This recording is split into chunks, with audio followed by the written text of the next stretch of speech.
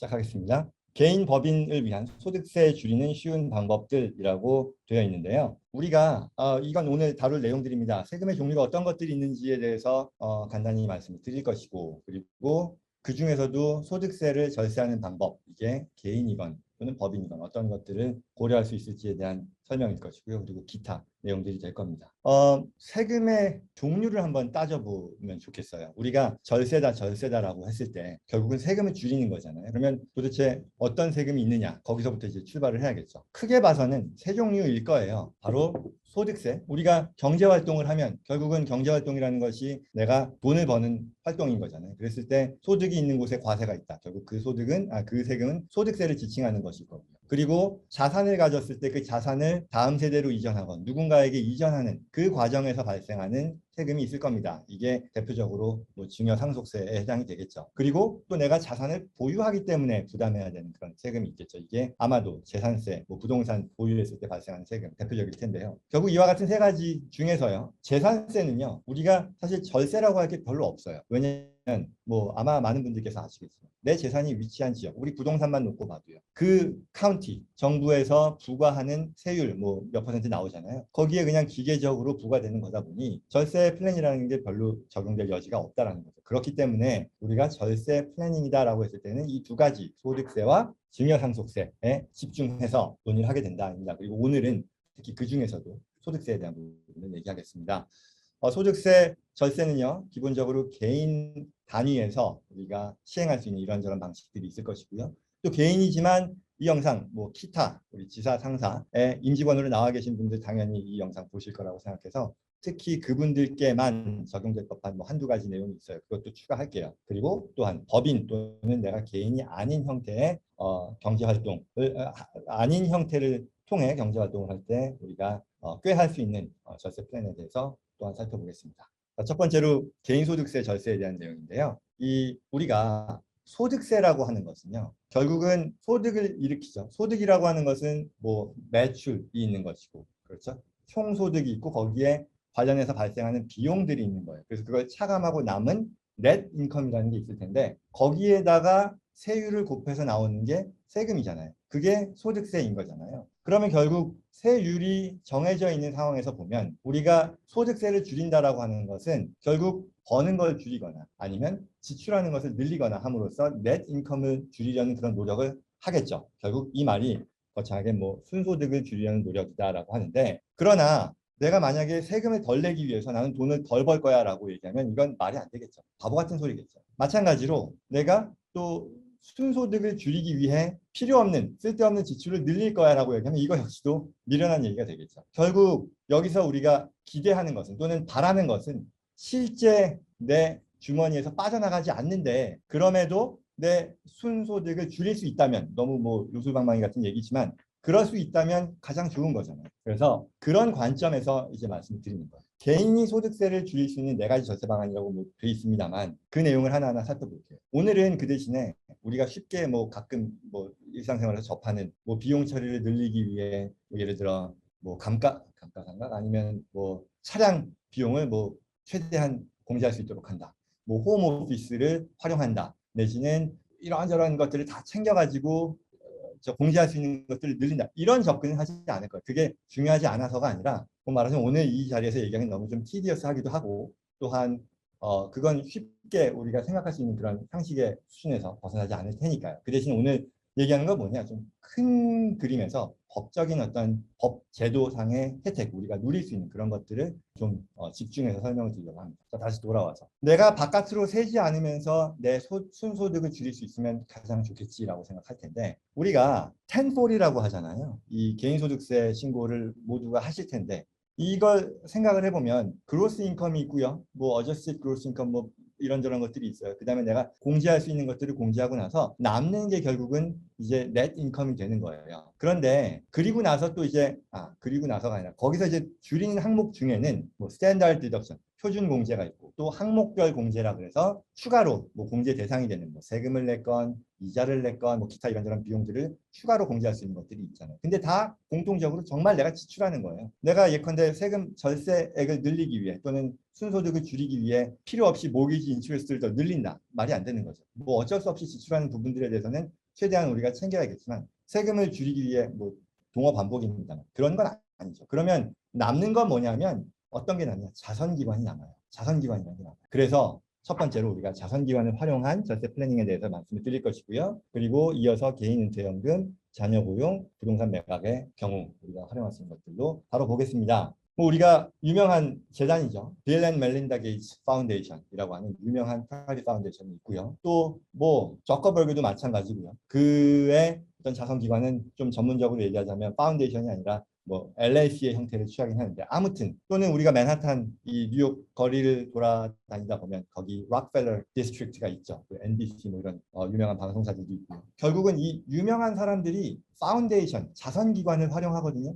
그럼 이게 당연히 그들이 갖고 있는 어떤 필란트로피컬 objective가 우선 되겠지만 이게 전부가 아니에요. 앞서 말씀드렸던 것처럼 내가 좋은 일도 하면서 동시에 세금도 줄일 수 있는 그런 솔루션이 되는 거거든요. 아까 이 실제 내 지출을 하지 않으면서 내 주머니에서 나가지 않으면서도 절세 아니 그 넷 인컴을 줄일 수 있다면 그게 가장 좋은 거고 여기서 자선기관이 바로 내가 좀 어그레시브하게 표현을 하면 내 왼쪽 주머니에서 오른쪽 주머니로 옮기는 행위임에도 불구하고 내 컨트롤을 벗어나지 않지만 여전히 내 커런트 이어의 택서블 인컴을 줄일 수 있는 그런 하나의 솔루션이 된다는 거죠. 그래서 이 자선기관을 활용하는데 그러면 자선기관을 활용하는 데에는 어떤 것들이 있느냐라고 보면요. 크게 봐서 두 가지를 우리가 생각을 할 수 있습니다. 뭐냐면 첫 번째는 트러스트를 활용하는 방식이 있고요.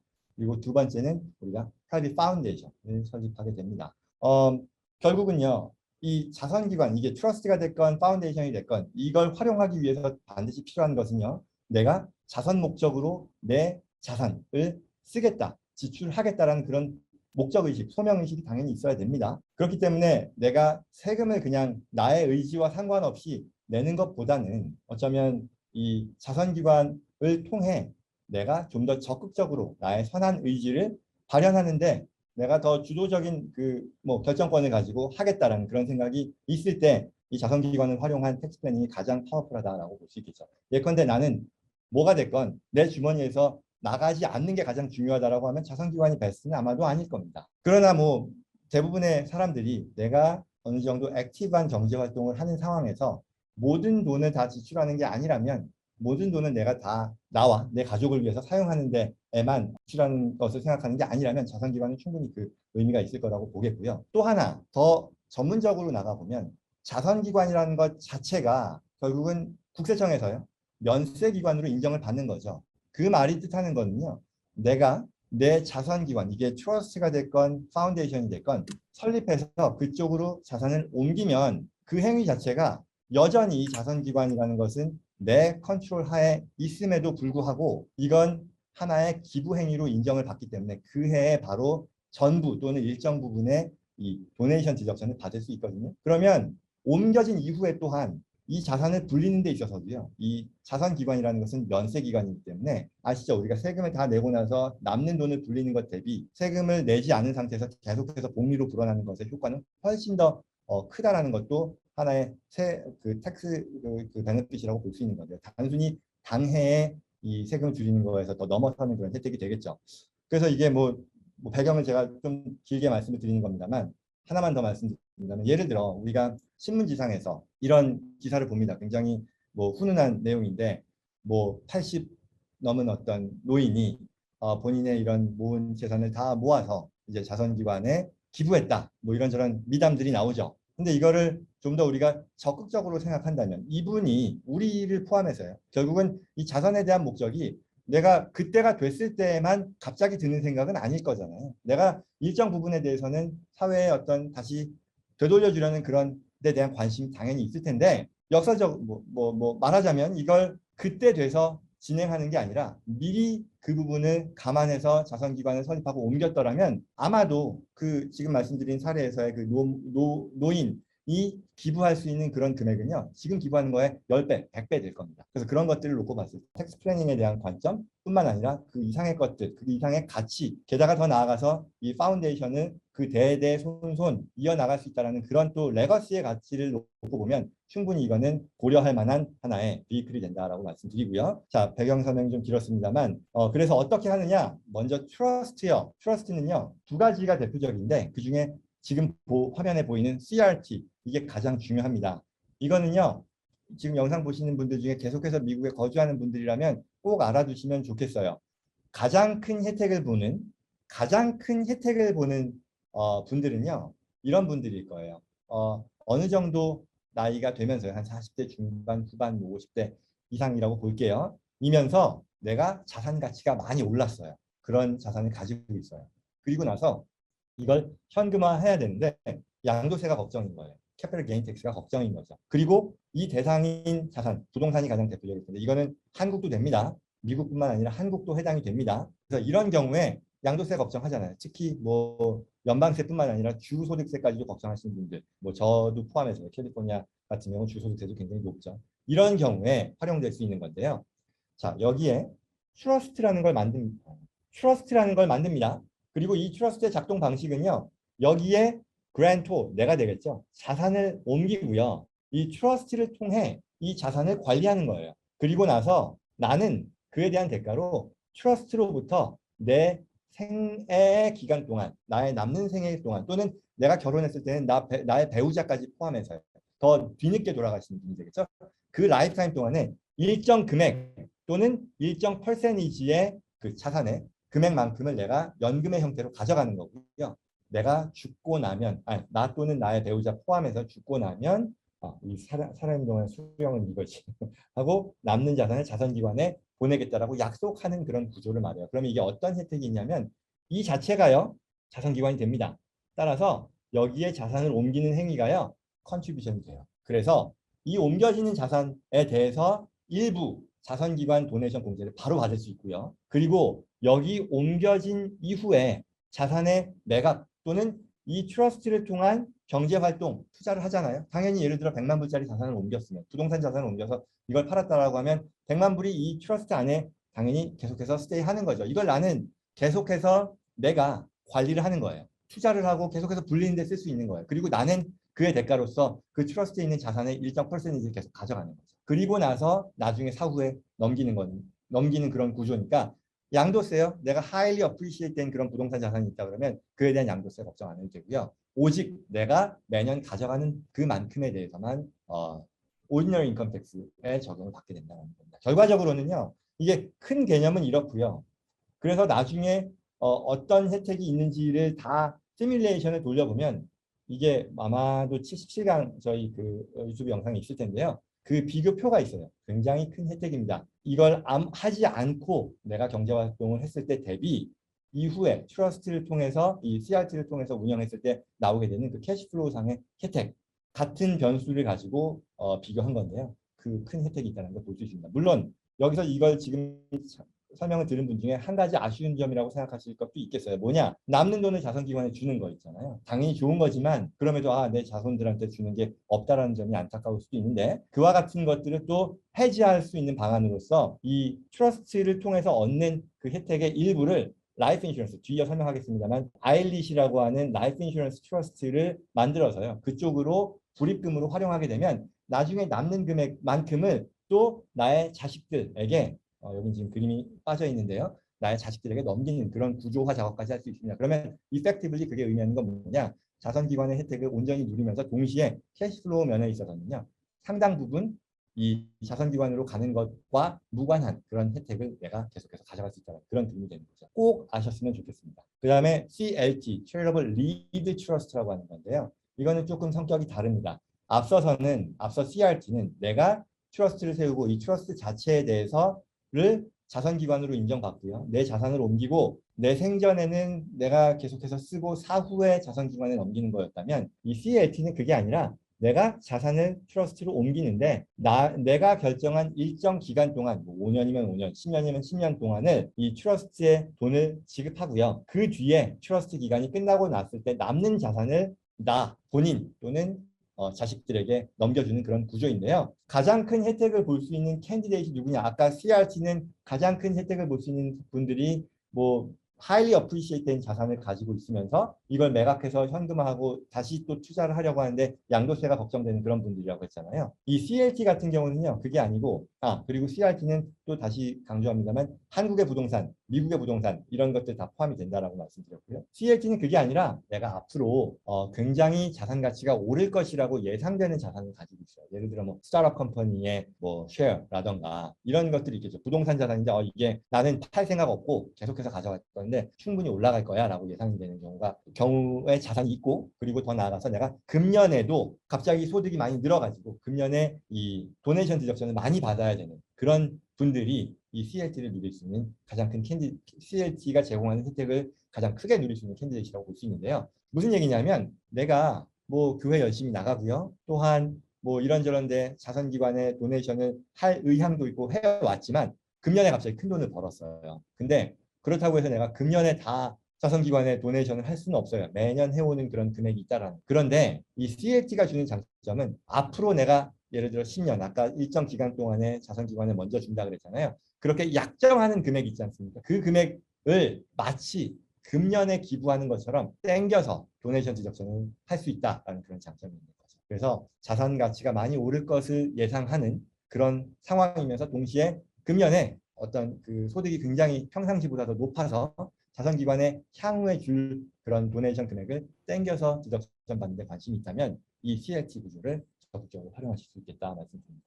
그리고 이제 파운데이션에 대한 부분 앞서 뭐 빌 게이츠 그림이 있었는데요. 이것도 마찬가지 대부분 뭐 말씀을 드렸습니다. 그런데 이 트러스트는 내가 트러스트를 만들고 거기에 베네피셔리를 파운데이션으로 지정하는 그런 과정인데 반해 파운데이션을 직접 만들어서 그쪽으로 도네이션을 한다는 것은 결국은 내가 뭐 이와 같은 뭐 트러스트의 중간 과정 없이 바로 나의 자선기관을 세워서 그쪽으로 옮긴다는 건데, 이게 주는 장점은요.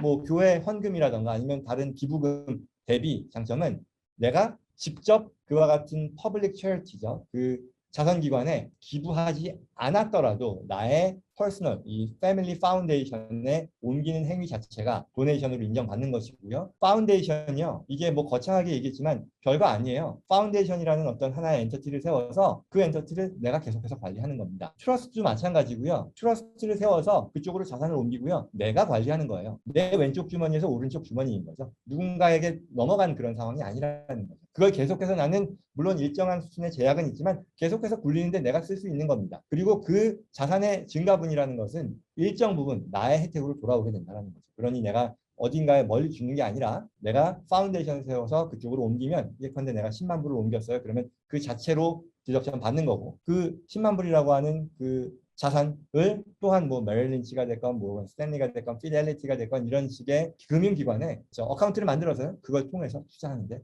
활용할 수 있습니다. 예, 그게 자선기관을 통한 절세에 대한 설명이었었고요. 그리고 그 다음으로 이제 개인 은퇴연금의 활용입니다. 개인 은퇴연금은요, 아마 모르시는 분이 안 계시겠죠. IRA라고 하죠. Individual Retirement Account 또는 Roth IRA가 가장 대표적이겠죠. 이 제도가 나온 배경은 뭐 어느 나라나 마찬가지겠지만 뭐 미국도 예외가 아니죠. 이제 은퇴 연령에 다다른 사람들에게 국가가 제공하는 어떤 사회보장 시스템이라는 게 있잖아요. 그렇기 때문에 우리가 항상 급여 내지는 소득에 있어서 일부를 사회보장세로 납부를 하는 거죠. 그런데 정부의 사회보장 시스템이라는 것이 완벽하진 않으니, 그러니 정부 입장에서는 각 개별 경제 주체들, 개인이 됐건 뭐 사기업이 됐건 이들이 은퇴를 위해 스스로 대비하는 것을 장려한다라는 거죠. 당연히 제도적으로 장려하고, 그러면 이와 같은 장려의 방식, 제도적인 서포트가 뭐가 있느냐 하면, 내가 돈을 벌었는데 이거 그냥 고기 사 먹는데 다 소비하는데 쓰지 않고 나의 은퇴 이후에 은퇴 이후를 대비하기 위해 나의 어떤 투자 자산으로 투자 계좌로 옮기고 이걸 통해서 은퇴를 위해 내가 투자하는데 활용한다면 그 금액만큼은 당해에 과세소득에서 빼주겠다라는 거죠. 그만큼 유인책을 제공하겠다라는 거죠. 장려하겠다라는 거죠. 그런 배경에서 나온 게 바로 IRA인 거죠. 이게 매년 6,500불이죠. 그리고 뭐 50세 이상의 경우에는 거기서 1,000불 추가돼서 뭐 더 그 금액만큼을 프리텍스로 이제 불입하는 거죠. 그 말이 의미하는 것은 예를 들어 내가 연봉 5만 불이다라고 하면 그 금액까지에 대해서 뭐 다른 거 없다 그러면 5만 불에서, 또는 뭐 과세소득이 5만 불이라고 하면 거기서 이제 세율 곱해가지고 나오는 세금 내야 될 텐데, IRA 불입금만큼은 우리가 과세소득에서 빼주니까 이게 뭐 5천 뭐 5만 불이었으면 뭐 4만 3천 불 이렇게 되겠죠. 결국은 그 말이 내가 당해에 부담해야 되는 세금을 줄여주는 것이고요. 그리고 옮겨진 돈은 내 왼쪽 주머니에서 오른쪽 주머니로 간 거잖아요. 오른쪽 주머니가 바로 은퇴 계좌이고요. 이걸 내가 적극적으로 투자 활동에 쓰고 은퇴 이후에 찾아 쓰게 되면 그때까지 여기서 벌어들이는 그 소득은 다 텍스가 이연되는 거죠. 정확하게는 디펄가 되고 이후에 부담하게 되는 거니까 그와 같은 혜택을 제공하는 거거든요. 그래서 우리가 모든 이들이 반드시 활용해야 되는 그런 제도라고 볼 수 있겠고요. 여기에 상대적으로 Roth IRA라고 하는 것도 있죠. Roth는 좀 다르죠. 어떻게 다르냐?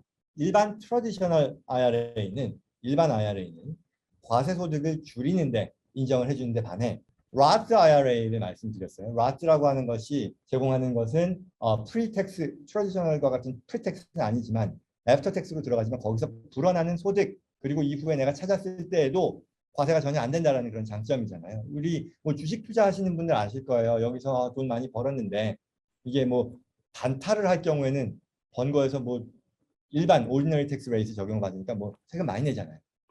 그리고 장기의 경우라 해도 캐피털 게인 텍스를 우리가 부담하는데 만에 이 라트는 그런 부담이 전혀 없으니까 이 복리까지 감안해서 되면 어마어마하게 큰 혜택이 있어요. 그거 역시 저희 별도 영상으로 숫자로 보여주는 게 있는데 굉장히 큰 차이가 나옵니다. 그러니 반드시 활용해야겠죠. 그래서 이 영상 보시는 분들 물론 이 회사를 다니거나 해서 뒤이어 제가 말씀드리겠습니다만 뭐 401k라든가 기타 회사의 연금 플랜에 가입이 되어 있으면 요 불입금이라든가 이 IRA를 활용하는 데 있어서 제약은 있을 수 있습니다만 그럼에도 뭐 그건 이제 각자 살펴봐야 될 부분이겠지만 혹시라도 그런 것도 안 하면서 지금 IRA 또는 Roth IRA를 안 하신다면 반드시 하셔야겠다라고 말씀드립니다. 자, 그 다음으로 이제 또 많은 관심을 받았던 것 중에 하나가 헬스 세이빙스 어카운트라는 그런 하나의 또 플랜인데 이걸 HSA라고 합니다. 이건 뭐냐면 사실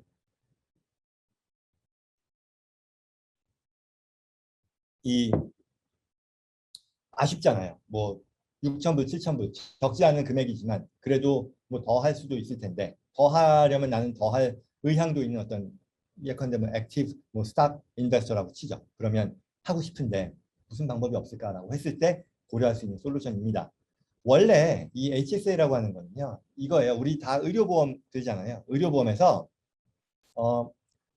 이 뭐 브론즈도 있고 실버, 플래티넘, 골드 다 있지 않습니까? 그랬을 때 정부 차원에서 이 아주 좋은 플래티넘을 가입했을 때는 해당이 안 되고요. 브론즈 중에 HSA 퀄리파이드라고 하는 그런 팔러시들이 있어요. 그 저 의료보험 중에. 이게 왜 나오냐면 브론즈라 그러면은 사실 보험 상품으로 의료보험 자체로 보면 별로 안 좋잖아요. 안 좋다는 건 내가 디덕터블, 내 본인 부담금 이런 것들이 많다라는 건데 여기에 같이 맞물려 가는 게 이 보험을 가지고 있으면서 HSA를 할 수 있다라고 자격이 주어지는 거라면 내가 금융기관에다가 HSA 어카운트를 내가 오픈할 수 있어요. 열 수가 있어요. 그러면 거기에 개인이 아마 3,500, 3,600이고요. 가족 하나의 하우스홀드 기준에서는 한 7,200불, 7,500불 그 금액까지를 연간 불입할 수 있어요. 그럼 이게 어떻게 되느냐? IRA와 뭐 아주 결론만 말씀드리면 IRA와 Roth IRA의 장점만 모아서 모은 것으로 우리가 활용할 수도 있다라는 거죠. 무슨 뜻이냐? 내가요, 이 HSA는 뭐냐면 결국은 내가 그 불입해야 되는, 내가 부담해야 되는 의료비가 있을 수 있잖아요. 그걸 그 목적으로 사용할 그럴 펀드를 내가 HSA 어카운트에 불입해 놓는 걸 말해요. 그래서 장점은요, 이 HSA 어카운트를 열고 거기에 불입하는 금액은요, 프리텍스입니다. 트래디셔널 IRA하고 같죠. 내 과세 소득을 줄일 수 있어요. 그리고 그 금액을요, 내가 불려서 똑같이 투자 계좌로 쓸 수 있어요. 그래서 불리는데 당연히 비과세이고요. 그 돈을 내 메디컬 익스펜스로 쓰는 한 역시 비과세로 찾았을 수 있는 거예요. 그러면 여기서 그래도 사용에 있어서의 제약이 메디컬 익스펜스 아니야라고 할 수 있는데요. 그게요.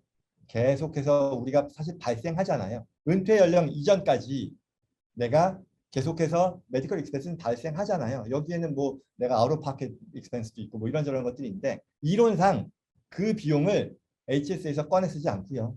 그리고 내가 나중에 일단 내 비용으로 쓴 다음에 그 금액들을 내가 리타이먼트 에이지가 지나고 나서 다 소급해서 활용할 수 있다는 그런 뜻이죠. 무슨 얘기인지 이해되시기를 바라는데 결국은 그 말은 effectively 불입금을 프리텍스로 하고 거기에서 불어나는 것 역시도 텍스 디덕터블 또는 non taxable로 만들 수 있다는 그런 뜻입니다. 그래서 오히려 더 프랙티컬한 한계라고 하면 내가 이 HSA에 가입이 되어 그러니까 HSA 퀄리파이된 그 보험 상품에 가입이 되어 있어야 한다는 그런 단점이 있죠. 오히려 그게 더 실질적인 제한이 될 텐데 왜냐하면 뭐 더 좋은 거 할 수도 있잖아요. 그렇게 될 경우에는 이 HSA를 활용할 수 없습니다. 그런 부분들을 제외하고 내가 만약에 이 선택을 할 수 있는 입장이라면 적극적으로 활용할 필요합니다.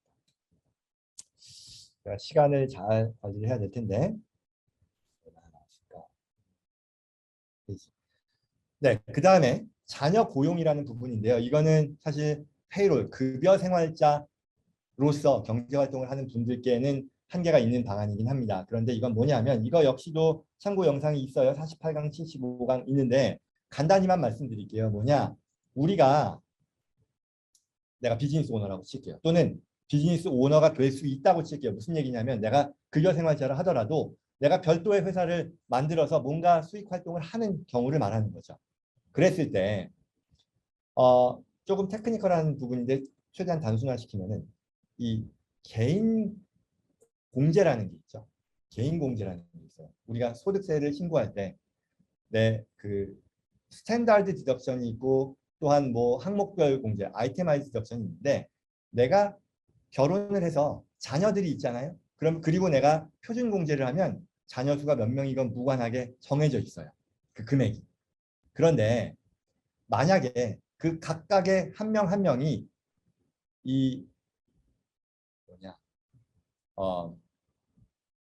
그 별도의 수익 활동을 하게 된다라고 하면 그리고 별도의 텍스 리턴을 하게 된다면 그들이 누릴 수 있는 이 스탠다드 디덕션이 그만큼 또 쪼개져 나가면서 더 늘어나게 돼요. 그래서 이게 의미하는 바는 하우스홀드의 인컴이 예를 들어 10만 불이 있는데 그리고 그게 첫 번째고 두 번째는 내가 회사를 세워서요. 이거는 코퍼레이션은 안 되고 LLC이거나 자영업이어야 하는데 파트너십이죠. 그러니까 LLC인데 영상에 있습니다.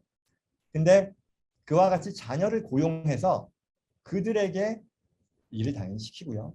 급여의 형태로 지급을 하면 그 금액이 소셜 시큐리티 텍스라던가 이런 각종 그 고용세를 부담하지 않아도 되는 그런 예외 혜택을 누릴 수 있어요. 그게 의미하는 건 뭐냐면 결국 내가 홍길동 씨가 벌어들인 10만 불을 자녀들에게 할당을 해주는 거잖아요. 왜? 내가 고용해서 자녀들에게 주는 것은 내 비즈니스에 있어서의 익스펜스를 페이롤로 늘려주는 거니까 나의 넷인컴은 줄어드는 거고 자녀들은 반면에 소득은 받았지만 그들의 소득은 과세소득이 아니죠. 결국은 그 말은 전체 가구를 놓고 보면 10만 불의 소득이 7만 불로 줄어드는 거죠. 말하자면 그럼으로써 3만 불에 해당하는 세금을 우리는 줄일 수 있게 된다는 그런 컨셉이니까요. 꼭 활용할 수 있는 분들 많을 거예요. 이게 우리 자녀가 무슨 일을 해야 되나요? 뭐 이런저런 거 많은데요. 영상 보시면 제가 뭐 사례로 설명을 드립니다만 뭐 홈페이지 만드는 거 할 수도 있겠고요. 아니면 나와가지고 저희 뭐 이 사무실에서 뭐 이런저런 허드렛 일 심부름 시켜 물론 그게 적절한 수준에 무리하지 않고 급여를 지급하는 거겠지만 그건 충분히 할 수 있는 그런 방안이 될 겁니다. 꼭 누리시면 좋겠고요. 그다음에 이제 이 부분은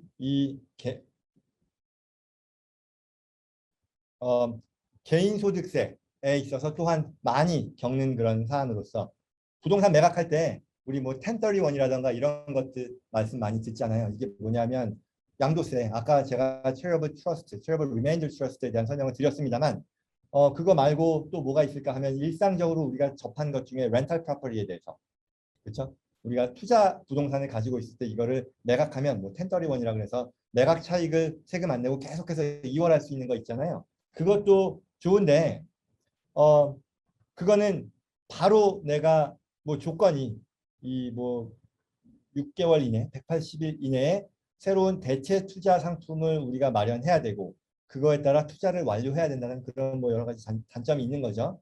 그에 반해 Deferred Sales Trust라고 하는 것은 이거 역시도 별도의 영상이 어디 안 적혀 있구나. 안 적혀 있구나. 뭐 있어요. 그것도 DST라고 해서 영상이 있는데 이 컨셉은 뭐냐? 내가 가진 어떤 highly appreciated 자산을 중간에 트러스트라는 것을 통해서 트러스트를 설립하고 그걸 통해 옮김으로써 나의 예컨대 뭐 10만 불 주고 산 자산이 100만 불이 됐어요. 원래는 이거 매각하면 90만 불에 대해서 양도 차익 내야 되잖아요. 근데 그거를 피할 수 있게 해주는 거예요. 그래서 어떻게 하느냐?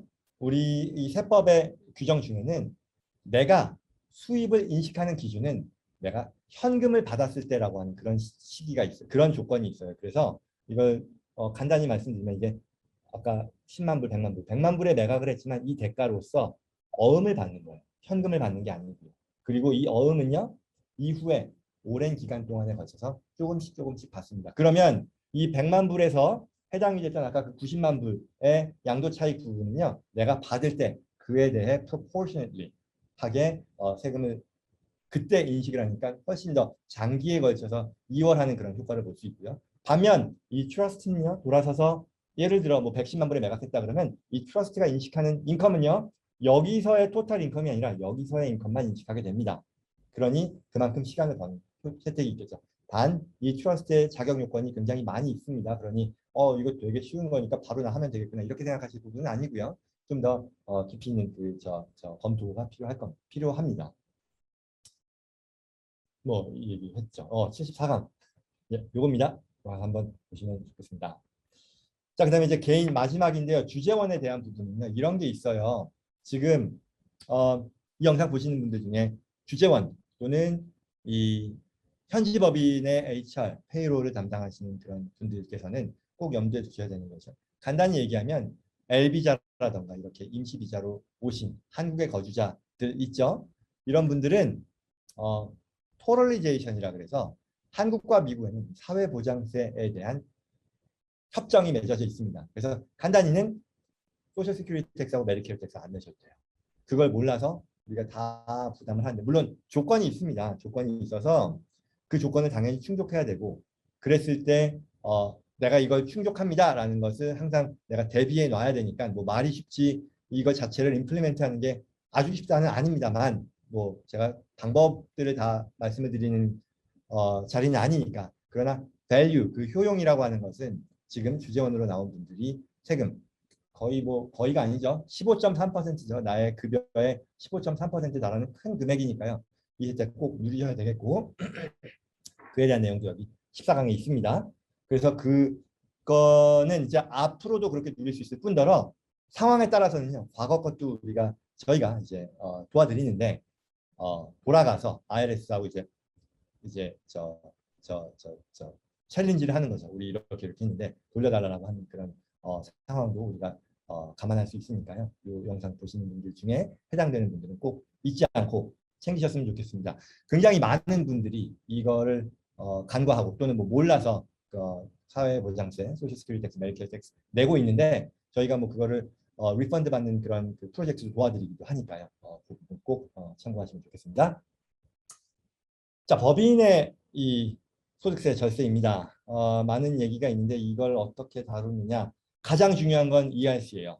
가장 중요한 건 ERC. 저희가 뭐 여기 뭐 텍스 크레딧도 있고 디파인 베네핏 뭐 캡티브 인슈런스 석세션 플랜인데 요 내용은 조금 해당되는 회사들이 그다지 없을 수도 있겠습니다. 그래서 보면 ERC가 가장 중요한데요. 의외로 이 제도가요. 2020년, 21년도 3, 4분기까지 애플리커블 했는데 여전히 저희가 이걸 혜택을 누리지 않은 분들이 많다. 비즈니스 오너들이 많다라는 것을 체감하거든요. 그래서 꼭 확인해 보시면 좋겠어요. 간단한 설명은요. 이 혜택은 우리가 코비드 이제 처음에 나왔던 게 뭐였죠? 2020년 3월, 4월에 나왔었던 그 CARES 액트였나요? 이름도 이제 다 까먹었어요. 근데 그때 여러 가지 정부 차원의 이 혜택이 있었지 않습니까? 뭐 PPP라고 하는 안 갚아도 되는 론도 있었고요. EIDL이라고 해서 무조건 주는 그랜트도 뭐 5,000불, 5,000불 또 5,000불, 15,000불까지 주고 또 동시에 론의 형태로 또 주는 그런 프로그램도 있었고요. 뭐 등등 여러 가지가 있었는데 그 중에 하나가 ERC였죠. 아까 전에 제가 이 사회보장 제도를 얘기하면서 IRA, 트래디셔널 IRA 그리고 Roth IRA 얘기하면서 정부 차원에서 어떤 개별 경제 주체들이 이러이러한 활동을 하게끔 유도하고 장려하는 여러 가지 제도를 마련해서 제공한다라고 했잖아요. 이 텍스 크레딧이 굉장히 전형적인 그 정부의 정책의 방식인데요. 이런 거죠. 이 코로나 시기에서는 다들 뭐 셧다운하고 또 그렇기 때문에 고용을 이제 취소하고 뭐 그래야 되는 고용을 유지할 수 없는 그런 어려움이 있었잖아요. 비즈니스 오너들. 그랬을 때 정부 차원에서는 당신들 어려움을 아는데 그럼에도 고용을 계속해서 유지하고 또는 그 이상으로 만들어내는 그런 기업들에 대해서는 우리가 보조해 줄게요. 어떻게? 텍스 크레딧의 형태로. 그리고 텍스 크레딧이라는 것이 낸 돈 돌려주는 것뿐만 아니라 만약에 낸 돈이 별로 없으면 낸 세금이 별로 없으면 그 이상의 현금을 당신들 비즈니스 오너들에게 줄게요라고 하는 혜택이죠. 결국 이 말은 더 줄이면 고용, 자격을 갖춘 고용주가 자격을 갖춘 종업원을 유지하거나 늘리는 데 대해서 정부가 현금 보조를 해주겠다라는 그런 뜻으로 우리가 해석할 수 있겠죠. 그 제도예요. 그래서 지금 말씀드린 것처럼 자격을 갖춘 고용주 그리고 자격을 갖춘 뭐 종업원이라고 하는 것이 뭐 테크니컬하게 들어가면 뭐 여러 가지를 따져봐야겠죠. 그 내용이 지금 뭐 79강, 50강, 34강 뭐 그거 말고도 많이 있는데 이미 뭐 과거의 일이죠. 뭐 좀 뭐 어떤 것들이냐면 뭐 레비뉴가 지난 분기 대비 얼마 이상 줄어야 된다라는 등 또는 뭐 정부 차원의 셧다운 오더가 인포스가 돼서 그로 인해 뭐 내가 악영향을 받아야 된다 이런저런 조건이 있는데 중요하지 않고요. 뭐 중요하지 않은 게 아니라 그걸 여러분들이 지금 돌아가서 공부해서 알아내야 되는 건 중요하지 않고요. 이 ERC라고 하는 제도를 전문적으로 분석하고 평가하고 그걸 진행해 줄 수 있는 그런 회사하고 얘기하시는 게 중요하다는 거죠. 지금 만약에 안 했다면, 아직까지 안 했다면. 이게 과정이 뭐 20년, 21년, 3, 4분기까지 있었다고 했는데 몇몇 경우는요. 내가 PPP를 받으면 그 론이요. 안 갚아도 되는 그 탕감 받는 그 론을 받으면 ERC를 하면 안 된다더라. 또는 나는 레비뉴가 뭐 그다지 그렇게 많이 줄지 않아서 자격이 안 될 것 같은데 뭐 또는 나 도와주는 분들이 뭐 얘기 안 해줘서 나는 아마 아닌 것 같은데라고 해서 안 한 분들이 많단 말이에요. 근데 그거 아니라고. 그거 아니니까 꼭 여전히 다른 제도들은 이제 다 끝났어요. 그렇지만 ERC는 여전히 유효합니다. 그래서 꼭 챙겨서 그 자체가 결국은 세금을 줄여주는 그런 효과잖아요. 낸 세금 돌려받으면서 그 이상을 돌려받는 거니까 텍스 플래닝이고요. 뭐 누릴 수 있는 혜택이니까 꼭 챙기셔야겠다라는 거고요. 여기에 또 더 나아가서요. 여기 별도로 준비 안 되는데 R&D 텍스 크레딧이라는 게 있습니다. 이것도 뭘까요? 앞서 제가 정부 차원에서 이 개별 경제 주체들의 어떤 특정한 활동을 장려하기 위한 유인책들을 많이 제공한다고 했고 그게 텍스 크레딧의 형태로 제공된다고 그랬잖아요. 이런 거 있죠. 예를 들어 특정 분야를 장려하기 위해서 그쪽에 보조금을 줄 수도 있고요. 아니면 뭐 텍스 크레딧을 주는 거잖아요. 그래서 R&D도 마찬가지예요. 우리가 한국도 그렇습니다만 또 모든 나라들이 다 그렇겠습니다만 미국에서도요. 이 R&D 활동을 국내에서 진행하는 것을 장려하기 위해 이와 같은 활동에 해당되는 지출을 한 기업들에 대해서는요. 텍스 크레딧의 형태로 또는 그 이상의 혜택을 제공합니다. 그래서 전문적인 그 어널리시스 과정을 저희가 오늘 설명해 드릴 건 아니겠고요. 그러나 우리가 의외로 R&D라고 했을 때 아주 거창하게 정말 연구개발이라고 생각할 필요는 없어요. 네 가지 조건이 있는데 그 조건들을 만족하는 경우가 의외로 우리가 일반인의 관점에서 생각했을 때 이건 아니겠지라고 싶은 것들도 드는 경우가 있어요. 뭐 예컨대 저희가 진행했던 케이스 중에 하나는 셀폰 케이스를 만드는데요. 이게 어떻게 만들면 디자인이에요. 디자인. 이게 뭐 어떤 재질에 대한 그 뭐 화학 이런 어널리시스가 아니라 어떻게 디자인을 만드느냐에 따라 충격을 더 잘 흡수하고 그럼으로써 제품의 질을 개량하는데 반영될 수 있다는 그 활동을 위한 디자인 있죠. 이것도 R&D가 됐어요. 그렇죠? 그러니 우리가 상식적으로 생각하는 그런 제약으로 인해 우리는 안 되겠지라고 생각하실 필요는 없고요. 내가 여기에 자격이 될지를 꼭 확인해 보시는 게 좋겠다. 그리고 그 밖에도요. 여러 혜택들이 있어요. 여러 기타 뭐 고용과 관련해서 특히 Employment Tax Credit 형태로 제공되는 것들이 있으니까요. 그런 것들 확인해 보시는 게 좋겠습니다. 그 다음으로 여기 별도 영상이 없구나.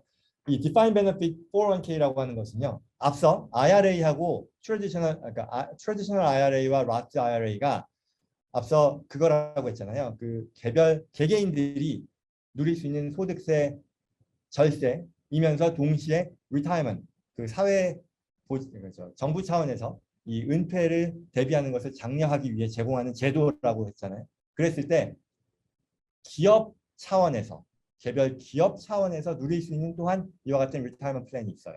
꼭 하시는 게 좋겠고요. 그래서 그 종류가 굉장히 다양합니다. 그에 대한 영상도 많이 준비가 되어 있는데요. 뭐 회사의 성격에 따라서 여기 지금 401k도 있고 솔로 401k도 있고 셉 아이라도 있고 뭐 심플 아이라 뭐 등등등등 여러 가지 이름이 있는데 그 구체적인 내용은 또한 오늘 이 자리에서 다 말씀드릴 내용은 아닐 것이고요. 그러나 컨셉은 이거예요. 개별 기업이 돈 잘 벌어서 프로핏 내는 거 좋은데 거기서 세금 내는 것도 좋지만 그 종업원들, 오너를 포함한 종업원들이 은퇴하는데 도움이 되도록 일정 금액을 그쪽에 할당해서 투자한다면 투자하는 그런 어떤 계좌로 옮겨서 투자하는데 활용한다면 그 금액만큼은 세금 줄이는데 활용될 수 있도록 인정할게요. 이거예요.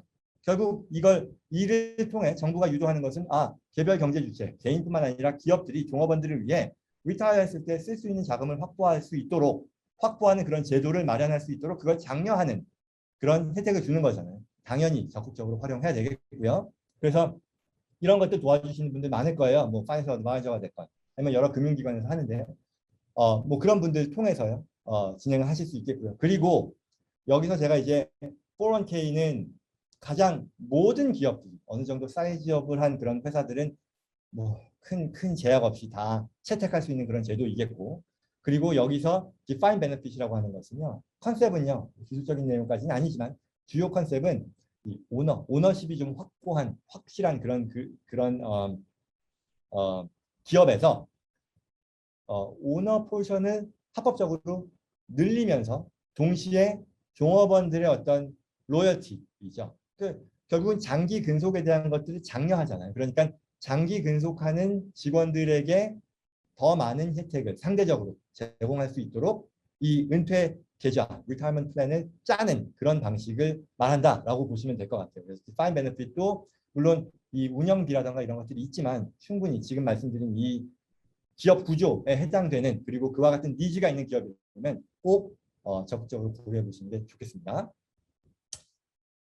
그다음에 이제 캡티브 인슈런스와 석세션 플래닝인데 이 부분은 그냥 패스를 하겠습니다. 캡티브 인슈런스는 사실 좀 굉장히 어드밴스드된 이런 인컴 텍스 플래닝이다 보니까 일반 기업들이 뭐 채택하기는 쉽지 않고요. 굉장히 큰 미국에서도 이런 이 직원 몇 명 안 되는 이런 연락사무소 내지는 디스트리뷰션 컴퍼니 정도가 아니라 그보다 더 많은 어떤 뭐 매니팩처링 공장이라든가 이런 것들이 있어서 인슈런스 비용 꽤 많이 나가고요. 그리고 또 회사의 비즈니스 자체가 인슈러블한 리스크가 많이 있는 경우에 하는 거죠. 간단하게만 말씀을 드리면 원래 우리가 보험 비용을 내면 뭐 여러 가지 있잖아요. 뭐 여러 비용에 대해서 다 세는 돈이지 않습니까? 라이프 인슈런스 좀 이따 얘기하고 여러 가지 뭐 자동차 비용이 됐건 상해보험이 됐건 뭐 기타 뭐 캐주얼티 뭐 이런저런 인슈런스가 있으면 기간 비용이잖아요. 나가고 나서 그 사이에 아무 일 없으면은 그냥 날아가는 그런 돈이죠. 물론 아무 일 없으니까 좋은 거긴 한데.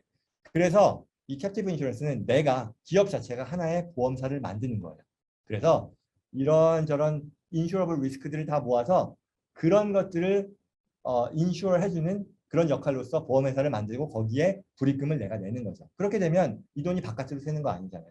이런저런 다른 보험회사가 아니라 내가 세운 보험사에 불입금으로 내는 거니까 그 돈 거기 스테이 하죠. 그렇지만 내가 모회사로서 나는 그 보험료를 디덕션 받을 수 있죠. 그리고 세법에 따라 지금 현재 세법에서는 240만 불, 250만 불까지 애뉴얼 프리미엄, 보험사에 내는 프리미엄, 내가 이와 같은 인슈런스 서브시디어리 어필리에이트 컴퍼니를 세워서 거기에 불입하는 금액은요. 이 보험사는 인컴으로 안 잡아요. 그게 무슨 말이냐. 어떤 회사가 이런저런 걸 해서 캡티브 인슈런스를 만들어서 넣으면 240만 불까지는 비용 처리하고 이 관계사는 소득으로 픽업 안 해도 되고 그만큼 텍스 디덕션이 되는 거죠. 물론 너무나 뭐 sounds too good to be true이기 때문에 코스트 많이 들어요. 유지비 많이 듭니다. 그렇지만 그와 같은 혜택을 보면 충분히 여기에 자격을 갖춘 기업이라면 적극적으로 고려할 수 있을 것이고요. 뭐 그렇습니다. 그런 내용이고요. 석세션 플래닝은 오너십의 어떤 플래닝이니까 이 부분은 일단 넘어가고요. 그래서 기타 지금까지는 개인과 기업에 대해 결국 우리가 고려할 수 있는 그냥 뭐 비용을 잘 챙기세요, 뭐 영수증 챙기세요, 뭐 차량 마일리지 하세요 이런 거 말고 법적으로 우리가 활용할 수 있는 그리고 꼭 알았으면 좋겠 뭐 해당되는 것들을 노트에 놓으면 좋을 것 같은 그런 제도들에 대해서 논의를 했고요. 이제 증여상속세와 기타입니다. 이거는요 꼭 증여상속세가 아니더라도 미국에 거주하는 미국에서 경제활동을 하는 또는 미국에 자산이 있는 또는 미국에 가족이 있는 사람들로서 꼭 고려하면 좋겠다 싶은 기본적인 아주 펀더멘털한 에스테이트 플래닝의 두 가지 아이디어라고 보면 될 것 같아요. 그래서 사실 증여상속세는요.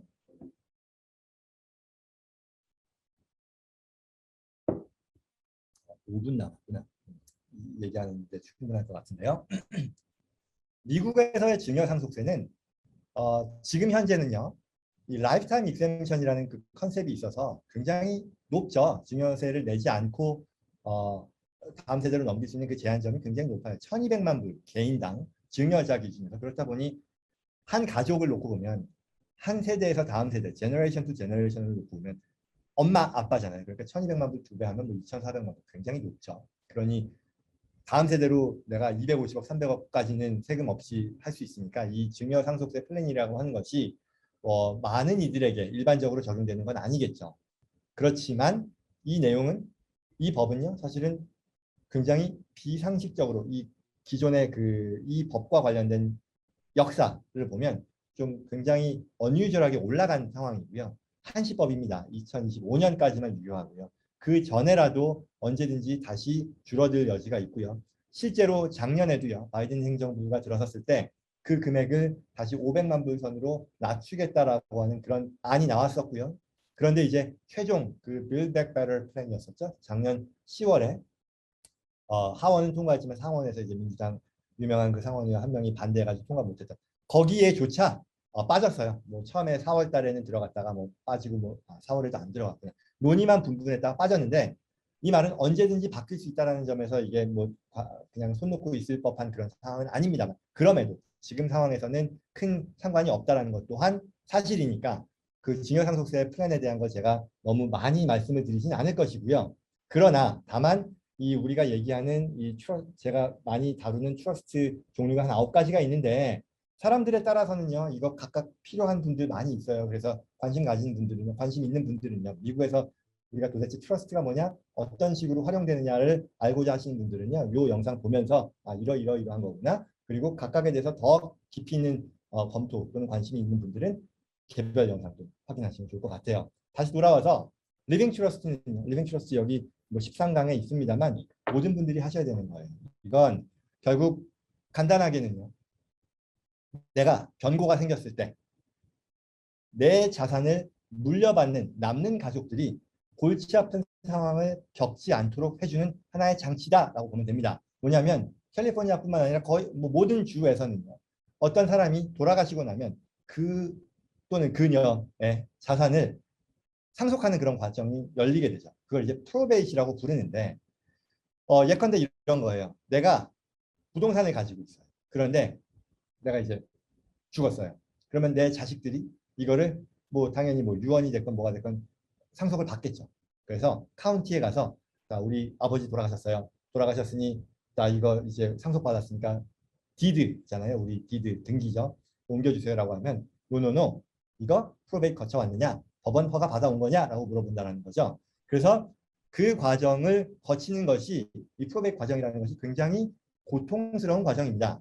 고통스럽다는 것은 시간, 비용, 불확실성 이런 것들을 놓고 봤을 때다 저희도 그와 같은 케이스를 지금 여러 건이 지금 돌아가고 있는데 정말 트러스트만 만들어서 그 안으로 자산만 명의 이전을 해 놓았더라면 이와 같은 무의미한 또는 불필요한 과정들 거치지 않아도 되는데 그걸 안 해놓다 보니 이 과정이 다 오픈되어 버린 그런 안타까운 상황인데요. 그래서 다른 것들 고민할 필요 없고 그냥 만들면 돼요. 내가 언제고 미국에 자산이 있다면 그냥 만들면 돼요. 뭐 어느 주에 만드냐 이런 부분들은 좀 테크니컬하기 때문에 오늘 얘기를 안 하더라도 결국 내가 일정 금액 이상 15만 불 또는 뭐 일정 금액 이상의 자산이 있으면 트러스트 만들면 됩니다. 그래서 그게 없었을 경우 가장 전형적인 것은 뭐 집이 있을 경우에 해당이 되겠죠. 뭐 10몇만 불이 안 될 리는 없으니까요. 만들고 그쪽으로 옮겨 놓으면 그냥 프로베이트 안 거쳐도 됩니다. 프로베이트요. 이거 만드는데 뭐 여러 뭐 각 회사 또는 뭐 변호사들마다 프라이싱의 차이는 있겠지만요. 얼마건 간에 이 프로베이트를 거칠 때 드리는 앞서 말씀드렸던 이런저런 코스트들에 비할 바가 아니에요. 그리고 한번 만들면 사실 뭐 매 어떤 법이 변화가 있을 때마다 검토를 해야 된다라고 하지만 아주 어메이징이 아니라 아주 큰 수준의 변화가 아니면 그거 검토하는데 그렇게 오래 걸리지 않고요. 그리고 그 드래프팅을 해준 변호사가요. 뭐 저희 같은 경우는 그렇습니다. 그런 것들을 수정이 필요하거나 예를 들어 뭐 베네피셔리가 늘었다거나 아니면 자산을 추가로 넣는다거나 아니면 뺀다거나 그런 것들에 있어서 수정은 비용 없이 또 충분히 수정할 수 있는 부분이고요. 지금 안 만들어도 언제고 만들어야 되는 그런 성격이라는 면에서 지금 만드는 게 맞고요. 그리고 마지막으로 이거는 매우 가벼운 의사결정입니다. 무슨 얘기냐? 내가 직접 소유하고 있는 것과 법적으로는 아무런 차이가 없어요. 세무적으로도 아무런 차이가 없어요. 내가 갖고 있는 건 똑같고요. 넣었다가 뺄 수도 있고 심지어는 이 트러스트를 리보크할 수도 있고요. 그렇기 때문에 결국은 이 트러스트의 목적은 리빙 트러스트의 목적은 이 패밀리 리빙 트러스트의 목적은요. 변고가 생겼을 때 남는 사람들이 고통스러운 번거로운 과정을 겪지 않도록 해주는 그런 장치다. 거기에 99.9%의 밸류가 있다라고 보고요. 여기 해당되시는 분들은 그냥 고민할 것 없이 뭐 어디가 됐건 가서 만드시면 된다. 이고요. 하나만 더. 이레버커블 트러스트로서 아일릿이라는 게 있습니다. 이 생명보험으로 투자한다 꼭 보시면 좋겠는데요. 이 내용 역시도 미국에서 어떤 중산층 이상의 가정에서 시행할 수 있는 하나의 에스테이트 플래닝의 시작점은 리빙 트러스트 그리고 아일릿이라고 보시면 됩니다. 아일릿은 뭐냐면요. 우리가 뭐 변고가 생겼을 때 보험 이런 관점으로 보는 게 아니라 하나의 투자 상품이라는 관점에서 보죠.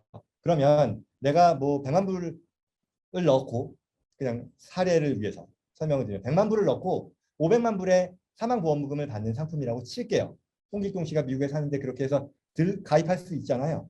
그러면 장점은 뭐냐면 다른 어떤 그 투자 상품들, 주식이 됐건 부동산이 됐건 이런 것들은 나의 소득에 대해서 과세가 되죠. 소득세가 과세가 되죠.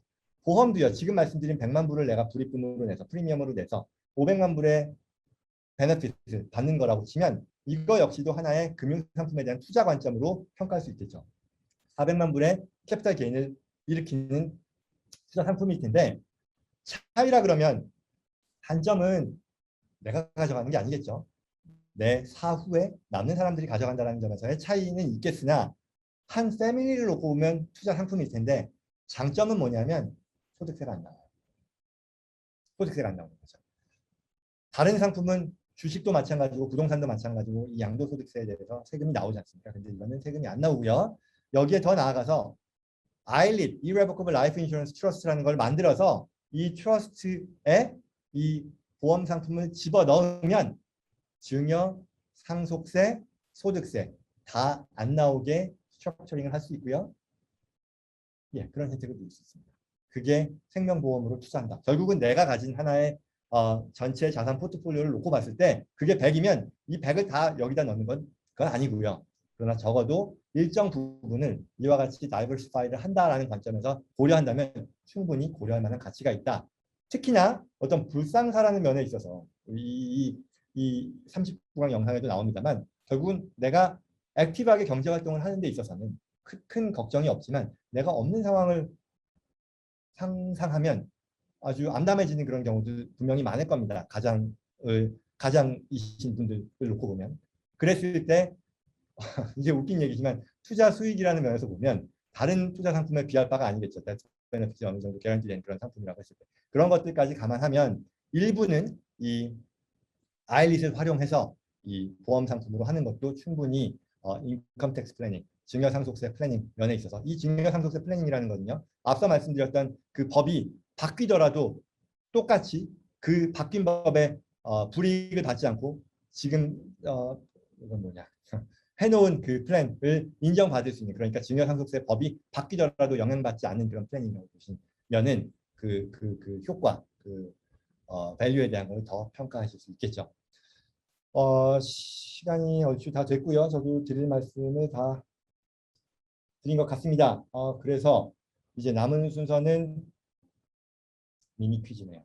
제가 퀴즈를 저희 도와준 우리 담당 직원들하고 준비를 했는데 준비해놓고 보니 어렵더라고요. 그래서 이제 얼마나 정답자가 쉽게 나올지 모르겠는데 한번 해보죠.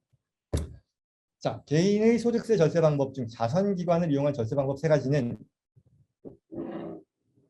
제가 해야 되는데 이게 답변하실 분은 뭡니까? 여기에 어떻게 하는 거죠? 이 손 들어 주시는 건데 손 들어서 아이콘을 체크해 주시면 됩니다. 이거 잠깐만. Stop share. 아니. 쉐어를 해야지.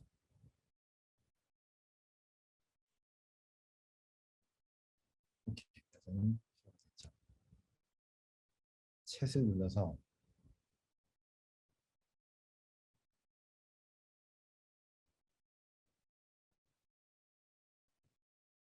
모르겠는데. 예. 진성장님 왜 리액션을 눌러서 손을 눌러주세요인데요. 누가 손을 드신 분이 계십니까? 여보세요? 네, 장 선생님 예. 말씀해 주십시오. 예, 저기 프라이빗 파운데이션 하고요. 네, 그다음에 CRT, 네, CLT. 정답 축하드립니다. 소정의 상품이 있을 겁니다. 감사합니다. 네, 두 번째, 주관식이네요. 이거 뭐 제가 여러 차례 말씀을 드렸어서 충분히 소화해서 설명해 주실 수 있을 것 같은데 손 지금 장 선생님은 손 내려주시고요. 어떻게 내려야 되나? 네. 다른 분, 예. 손 들어주십시오.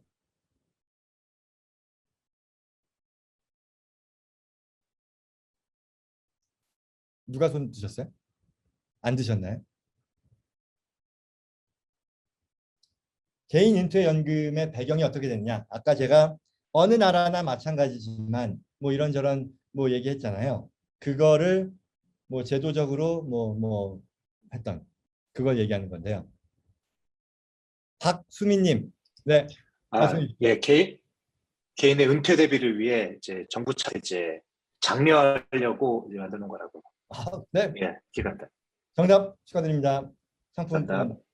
갑니다. 다음, 법인이 고려할 수 있는 소득세 절세 플래닝 중에 세 가지 이상을 제시해 주세요. 이거 어렵다. 어렵다. 세 가지 말고요. 두 가지만 할게요. 두 가지. 제가 말씀드린 거로. 네. 잠깐만. 두 분이 손 드셨나요? 누가 먼저 드셨죠? 에밀리, 손을 흔드시는 분 누구신가요? 이것도 고민이네. 고민이네. 오케이. 어쩔 수 없다. 에밀리 남님 부탁드립니다. 네, 텍스 크레딧, 디파인드 베네핏, 그다음에 캡티브 인슈런스. 네. 정답입니다. 축하드립니다. 질문 네 번째. IRA와 Roth IRA의 장점만을 합친 의료비 관련 은퇴연금 상품의 풀 네임은 에밀리 남님 손 내리시고요. 이제 좀 적극적으로 선일 우즈님 뮤트 풀어주십시오. 예. 네, HSA Health Saving Account. 정답입니다. 마지막인가요 이제? 오늘 설명한 내용 중 옳은 것을 고르세요. 1번 소득세를 줄이기 위해 지출을 2배 이상으로 늘리도록 노력한다. 질문 정말. 네, 소득세를 줄이기 위해 전 재산을 자선기관에 기부한다. 3번 절세 플래닝은 필요가 없는 것이라 굳게 믿는다. 4번 더 전문적인 플래닝 기법을 고려할 경우 진행 경험이 많은 믿을 수 있는 법률 세무 전문가와 상의한다. 참 질문 좋네요. 네. 네, 손 흔드시는 아니, 여기 왜 안 보여? 예, 첸님. 네, 4번입니다. 네, 4번입니다. 4번이요? 네, 4번. 예, 정답입니다. 사실 이게 사실 클로징 리마크로 적절할 것 같은데 이런 것 같아요. 내용이 뭐 그렇게 어렵지 않게 다루었다라고는 하지만 또 한편으로는 이게 어렵지 않게 다뤘기 때문에 어렵지 않은 주제는 분명히 아닐 겁니다. 이게 뭐 그렇잖아요. 적절한 비유일지 모르겠지만 좀 오반가? 뭐 맹장 수술하는 법을 설명을 한다 한들 그걸 직접 진행하는 게 쉬우냐? 뭐 맹장 수술 뭐 수술실 들어가서 장갑 끼고 하고 잘 나온다, 꼬매고 나온다. 이게 쉬운 건 아니지 않습니까? 그래서 그런 부분들을 감안했을 때 내가 각각의 컨셉에 대해서 여기에 내가 해당될 수 있겠구나라고 생각이 된다면 그걸 꼭 결국은 도와주시는 분들이 계시겠죠. 그분들과 상의해서 챙겨야겠다. 합법적으로 제공되는 이와 같은 제도상의 혜택을 누려야겠다라는 걸 생각할 수 있는 자리였다면 오늘 자리는 충분히 유의미하지 않았을까라고 생각합니다. 이걸로 마쳐야 되나요? 뭐 질문을 제가 좀 받나요? 아니면 네, 질문 혹시 있으시면 한 5분 이내로 또 1, 2분 뭐 있으시면 받겠습니다. 예. 예, 말씀해 주세요. 혁채님. 네, 안녕하세요. 네. 지금 가게를 운영하는 아기들을 지금 페롤에 넣고 있는데 거기에 대한 나이 제한이 있나 해서 궁금합니다. 나이 제한은 없습니다. 공식적으로. 근데 설명 가능해야 됩니다. 애들이 할 수 있는 누가 봐도 이러한 일을 했고 설명 가능해야 되고 또한 급여라는 것이 뭐 갑자기 무슨 나 유리창 닦았는데 뭐 10만 불 주고 뭐 이러면 안 돼요. 그렇습니다. 다른 질문 있으신가요?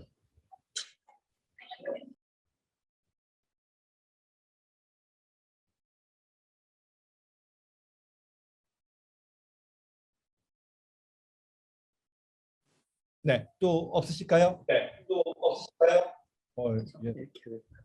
예. 네, 말씀해 주세요. 영원님.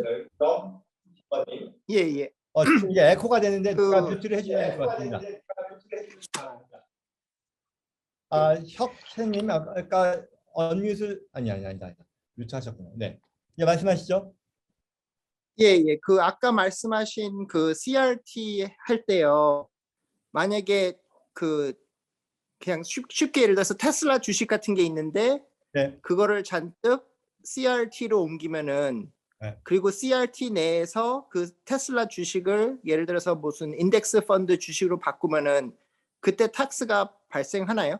그래서 그 CRT 내에서 세금을 내야 되나요? 안 됩니다. 말씀드린 안 내요? 그게 CRT가 제공하는 큰 혜택입니다. CRT라고 하는 트러스트 자체가 면세기관이기 때문에 그 면세기관의 활동으로부터 나오는 소득은 과세되지 않습니다. 오. 그러나 오해가 없어야 될 부분은 앞서 제가 그 CRT에서의 그 자산의 일정 금액 또는 일정 퍼센티지를 내가 매년 가져가잖아요. 가져갈 때 내가 가져가는 거에 대해서는 세금 다 계산해 가지고 내는 거예요. 그러나 이게 그로우되는 데 있어서는 발생하지 않는다입니다. 오케이, 알겠습니다. 예, 그리고 펜실베니아에 사는 사람도 그 존청님께 상담할 수 있나요? 아니면은 CA 사람들만 가능한가요? 그렇지 않습니다. 저희 회사는 미국 뭐 50 스테이트 다 하고 또 서울이 아니고 한국에도 사무실이 있고요. 뭐 합니다. 저희 자체가 사실 꼭 도메스틱보다는 이런 한국과 미국에 걸쳐서 앞서 말씀드린 것처럼 뭐 경제 활동을 하건 가족들이 있건 투자를 하건 뭐 이런저런 것들의 크로스 보더라고 하잖아요. 그쪽에 저희의 어떤 전문성이 있다고 감사합니다. 이런 또 프로모션 코멘트를 할 수 있게. 예, 나중에 연락드리겠습니다. 네. 감사합니다. 네, 손 흔드시는 분. 들리시죠? 예. 그 로스나 트래디셔널 IRA는 그 자기 인컴의 일정 금액이 넘어가면 그 가입할 수 있는 자격이 안 되는데 이 금액이 한도가 어디까지고 이렇게 안 될 경우에는 백도어 IRA라는 게 있다라고 들었는데 네. 그걸 어떻게 하는 건지 설명을 좀 부탁을 드립니다. 저 별도 영상이 있어요. 그래서 그거 보시면 더 좋을 것 같은데 좀 예. 조금 테크니컬한 부분이니까 그래도 말씀을 드리면 이 말씀하신 것처럼 제 금액은 지금 기억이 안 나는데 이게 싱글이냐 부부 공동이냐 뭐뭐냐에 따라서 내가 넣을 수 있는 금액에 제약이 생기고 그리고 넣을 수 있는 제약의 금액이 제약이라는 것이 트래디셔널은 넣을 수 없는 게 아니라 넣을 수 없는 게 아니라 그 금액이 이 텍스 디덕터블한 그런 컨트리뷰션으로 인정을 못 받는 그런 상황이 발생하는데 그때 그 금액을 IRA 그냥 트래디셔널에 넣고 바로 라트 IRA로 컨버트를 하면 트랜스퍼를 하면 그게 이제 선생님 말씀하시는 백도어 라트가 되는 거거든요. 그래서 내가 라트를 직접 활용할 수 없는 그런 상황. 왜냐하면 라트는 수익이 어느 정도 이상이면 그걸 활용을 못 하니까 그때 트래디셔널을 통해서 먼저 불입을 하고 그걸 옮기는 방식으로 백도어를 하게 됩니다. 금액은 제가 모르겠는데 뭐 기회가 되면 뭐 올려놓겠습니다. 근데 그거는 구글에서 쉽게 찾을 수 있습니다.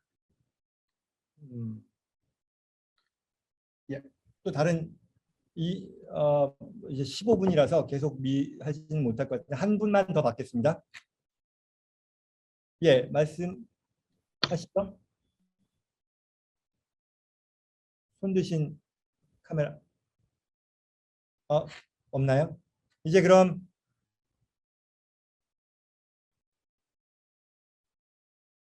이제 화면을 바꿨는데 사람들이 많네요. 흐뭇합니다. 앞서 제가 뭐 클로징 리마크는 한 것 같은데요. 뭐 끝나면서 했는데 뭐 오늘 이 시간 뭐 유의미한 그런 시간이 되었기를 바라고요. 또한 저는 또 계속해서 제가 하는 일들 하면서 또 커뮤니티에 기여할 수 있는 부분들 제가 할 수 있는 그런 부분들 또 하겠습니다. 오늘 시간 감사하고 여러분들 만나 뵙게 되어서 반가웠습니다. 그럼 이상으로 세미나 마치겠습니다. 고맙습니다.